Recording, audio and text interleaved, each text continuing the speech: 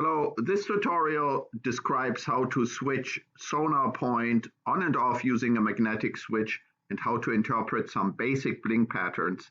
There's more detail to the blink patterns, in particular as it relates to operating multiple recorders in a time synchronized fashion, and a separate tutorial about that you can look for in this series.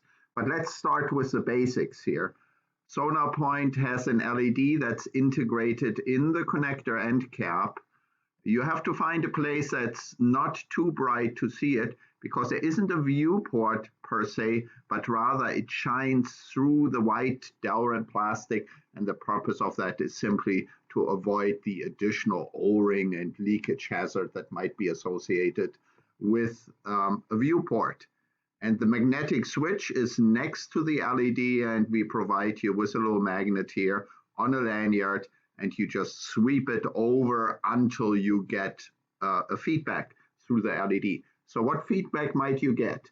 Well, the first one you're actually going to get is probably or possibly an orange blink that might last a small fraction of a second or several seconds. And what that simply means is that the magnetic switch inside the instrument has detected the presence of the magnet, but hasn't acted on it yet. So that's the orange. So if you get that, that's a good sign. Next thing, if you're switching a recorder on, you will get 10 fast blinks, but in green. But green is also used for various standby blinks while the recorder is operating. That might be one blink every 16 seconds for the off part of the duty cycle if you're using duty cycled recording, or if you're defining a recording start and end time in your configuration, then before the recording start time, you'll see a green blink every 32 seconds.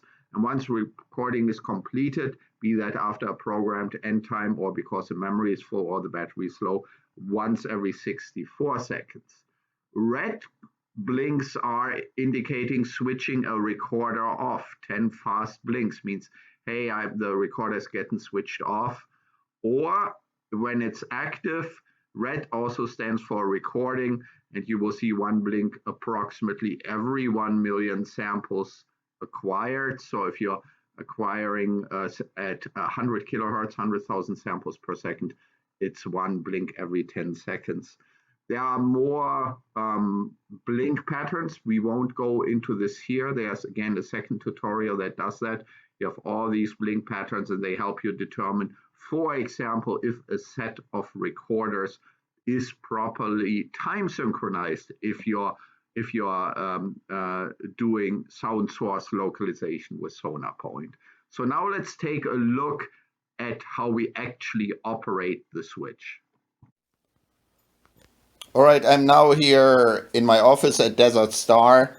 I've drawn the shades. It's daytime, so it's, pretty bright, but not too bright in here so that I can well see the LED pattern and demonstrate that here. This is Schnitzel barking. Hopefully he will not be too much of a distraction. I put a little black dot with a Sharpie on a little indent that's in here, just so you can see this is actually where the LED and the mag switch are located.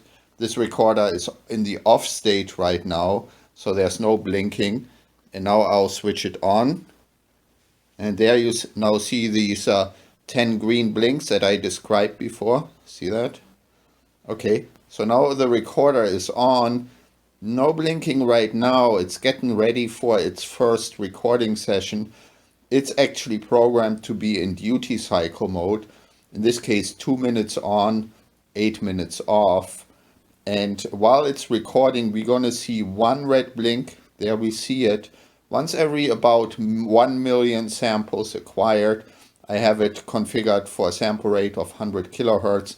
So I'm expecting to see a blink every 10 seconds during the recording phase. And then once it's done with the recording phase, it would go over to the green blinking in the off part of the duty cycle. One green blink every 16 seconds at that point. But just to keep this video short, I'll simply switch the recorder off now. You can switch it on and off during the on or off phase of the duty cycle, so it doesn't really matter. If you're duty cycling, you're switching it on, it always starts with the on phase. All right, so there now, we now see 10 red blinks, meaning the recorder is switching off. Okay, and now the recorder is off and you won't be seeing any more blinks. So it's a fairly simple action. If you should lose this magnet, well, find another magnet that's pretty strong. You know, like the ones that you put on a refrigerator, the little plasticky ones, they aren't strong enough, but something like this, some sort of a button magnet would be strong enough, and you can use that to switch your recorder on and off.